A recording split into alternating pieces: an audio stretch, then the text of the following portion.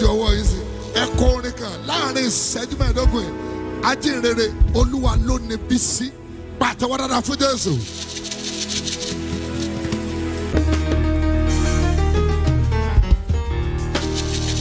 To God be the glory. Great thing He has done. So love He the world that He gave us His Son. Thank you, Jesus. Who that His life atonement for sin and open that life gate that going. Hey, praise the Lord. Come on now. Praise the Lord. Let the earth hear His voice. Praise the Lord. Praise the Lord. Let the people rejoice. Oh, come to the Father. Oh, come to the Father through Jesus, the Son, and give Him the glory. And give Him the glory. Great thing He has done.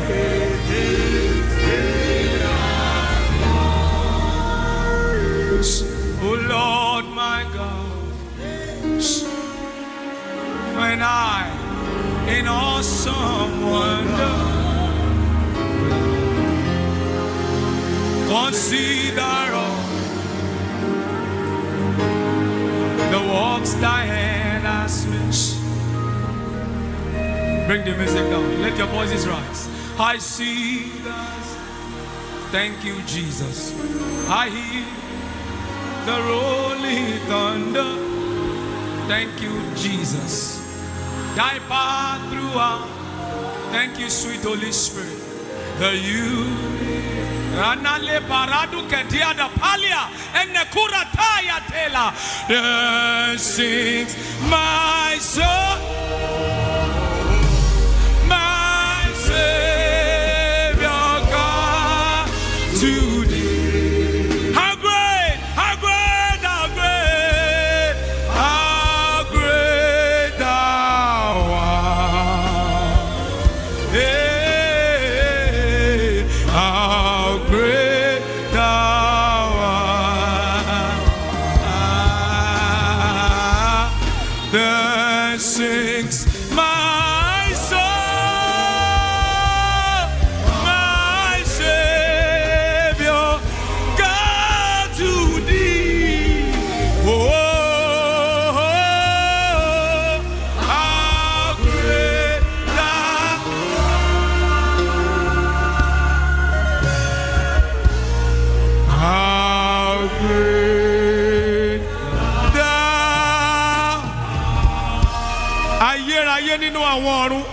Ẹni mímọ́ Ísírẹ́lì, ògbéni níjà, kẹ́rùbù níjà, aṣáájú ogun lálọ, akẹ́yìn ogun lábọ̀, ṣóńṣó abẹ́rẹ́ tí ò ṣe é fi wọmú, apani lójú ajíni, ajíni lójú apani, òkèlè bàǹbà tó ṣòro omi fún oṣó àti àjẹ́, ọba mi abẹ̀rù ìjà, ọba mi ajàmálẹ̀tù, ajàmálòbọ, Ọlọ́run àwọn ọmọ ogun, ìwọ tó wọ mímọ́, tó sọ mímọ́, tó gbébi mímọ́, tó fi mímọ́ bora bí aṣọ, Onyedikagi, Onyedikachuku, ìwọ ni ìbẹ̀rẹ̀, ìwọ ni òpin, ìwọ ni ayérayé nínú ayérayé, ìwọ ni ayérayé tí ń gbé ayérayé mi, ìwọ ni iná tí ń jó iná, ìwọ ni òkè tí ń gbé òkè mi, àríìrò àlá, ìbẹ̀rẹ̀ ohun gbogbo, òpin ohun gbogbo. I worship you. Thank you, Jesus. Thank you, Jesus.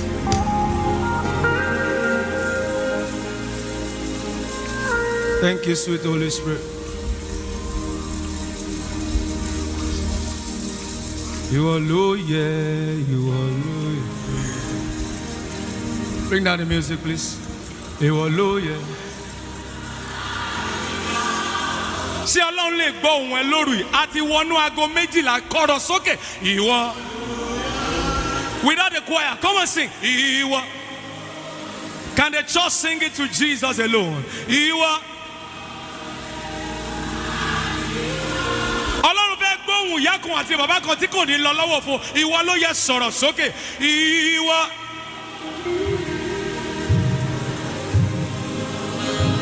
Thank you, sweet Holy Spirit. Ìwọ ló yẹ o. Thank you, Lord. Thank you, Lord, for what you are doing, for what you did, for what you will do. Thank you, Lord Jesus. I feel your presence here, Lord. Take all your glory, take all your worship. As we worship, as we praise, Jesus be lifted high. Hallelujah. If you are here and you know that you will not go empty-handed, you want to see Ọlọ́run alààyè tí kì í ṣe Ọlọ́run òkú, ó dẹ̀ mọ̀ pé ó ní lọ lọ́wọ́ òfo. Hallelujah méje tó fẹ́ ké yìí, ó ní jẹ́ kó bá ẹ lójú kan. Wàá máa ké, wàá máa fò sókè. Gbogbo èèyàn with your hands lifted, jumping up. Hallelujah méje o. Méje, méje, méje.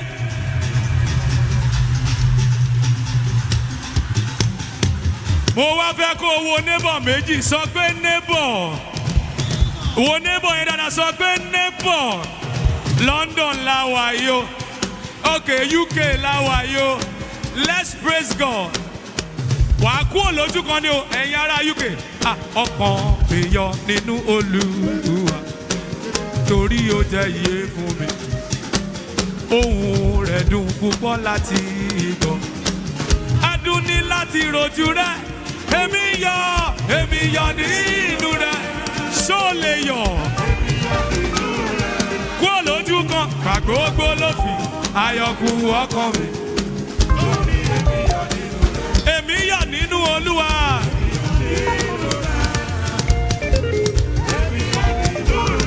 Make sure you are dancing o. You will not go empty-handed. Ó yá wá sọ pé èmi yóò kó kìkìrá Olú.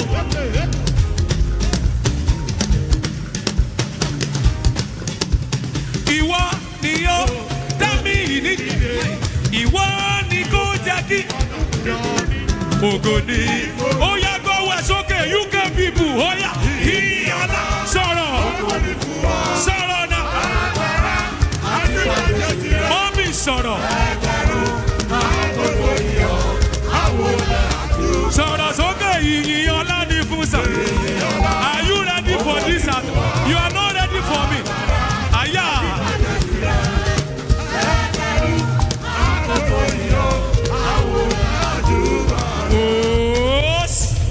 This is UK. I did not come here to play. I came to praise God. Wàá fa neighbor kan jáde. Wàá ní neighbor ẹ bá wá yìn Olúwa. Hallelujah.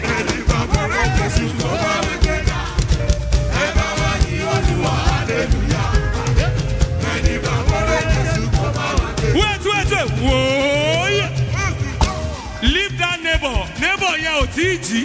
Bá mi mú neighbor tó ti jí wá fà jáde tó rí yẹn kan my neighbor súnmọ́ mi pé ẹ bá wá yìn Olúwa. Is your neighbor sleeping? Fà jáde. Ẹni bá mo rè kó gbé ga. Ẹni bá mo. Is your neighbor alive? Neighbor ẹ̀dá náà. Sọ̀rọ̀. Ẹni bá mo rè kó gbé ga. Where is your neighbor? This is my neighbor.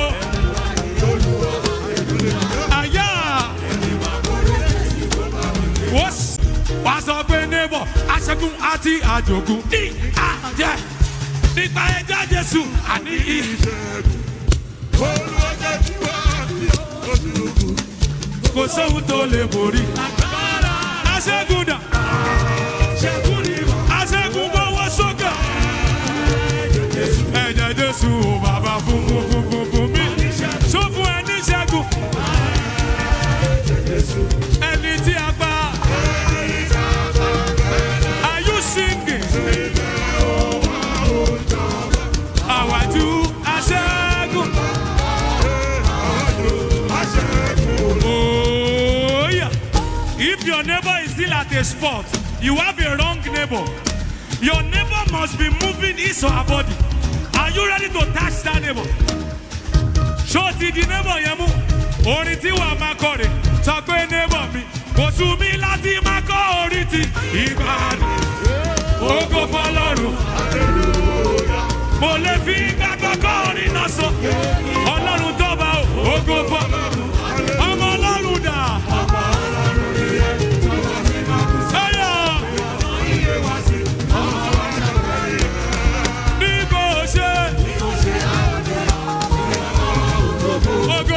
Ògo fọ́lọ́run, ògo fọ́lọ́run, ògo fọ́lọ́run, hallelujah. Ó yára ojú mọ́ neighbor pé ìpìlẹ̀ tí Jésù ti fi lélẹ̀ yìí ni bàbá aládùúrà tán.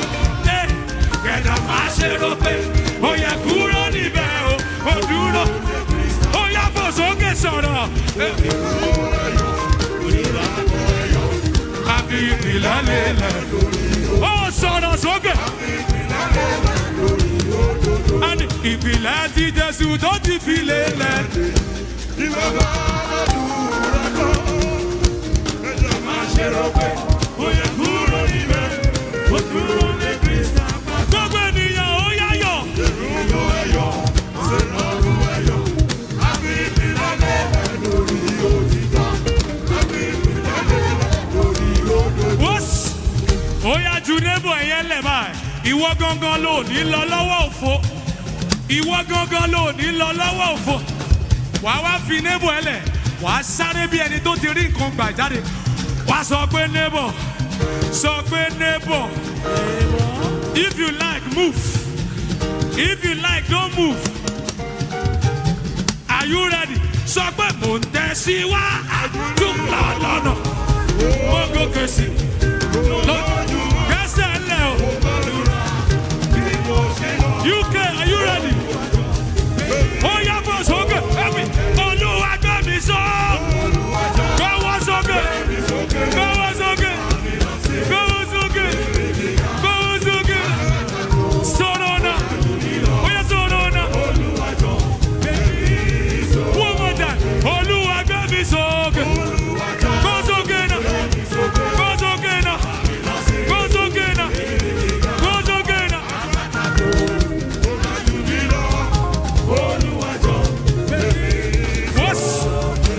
Tí neighbor ò bá tí làágùn fi neighbor yẹn lẹ̀. Invite your neighbor. Wá sọ pé come and join me sing hallelujah.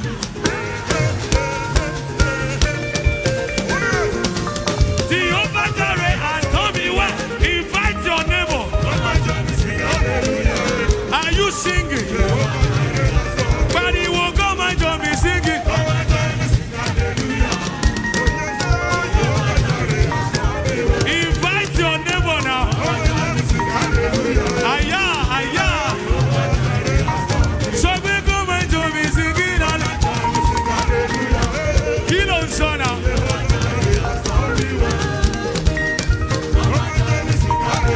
Jehovah Jireh.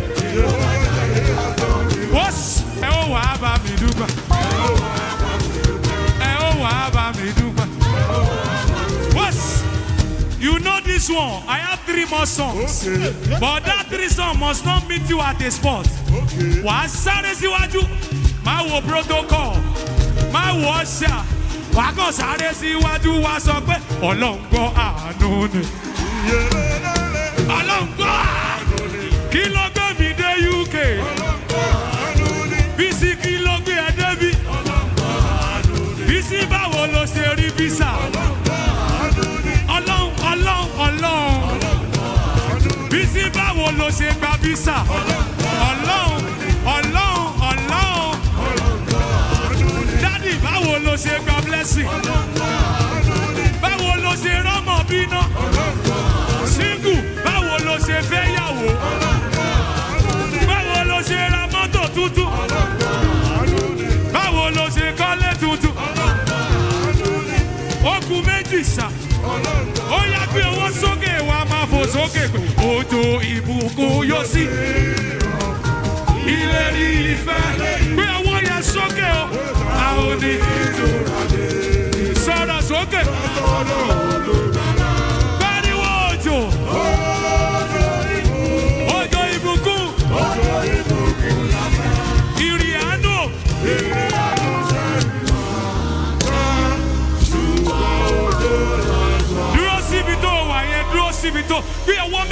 sókè. Òjò ìbùkún. Má jẹ́ kí kwaya báyẹn kọ́ sọ̀rọ̀ sókè. Òjò ìbùkún.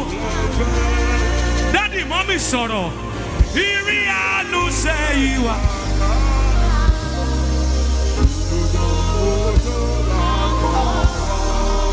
Òjò àánú Olúwa yóò rọ̀. Àṣálì kan párúwàtà. Jẹ́ kó rọ̀ sórí mi. Òjò yẹn rọ̀ sórí ẹbí kan báyìí. Òjò àánú Olúwa yóò rọ̀. Sọ̀rọ̀ sókè. Dádì mọ́mì nígbà tó bá yà ó. Àṣálì kan párúwàtà pé. Ashada parwa. Ekedebe. Usadaba. Ekedu abasha. Ojo. Jekora sórí mi. Oku orí kan péré gbé ọwọ́ méjèèjì sókè. Àánú rẹ̀ Olúwa là wá tọrọ. Kó rọ̀jò. Àánú lé wa. Ẹyẹ tí ń fò. Ẹyẹ. Àtẹ̀rà ti rìnlẹ̀. Rí wọn lọ́pọ̀lọpọ̀. Rí wọn. Without the music, àánú o. Sọ̀rọ̀ sókè. Àánú rẹ̀ bàbá wa ọ̀run.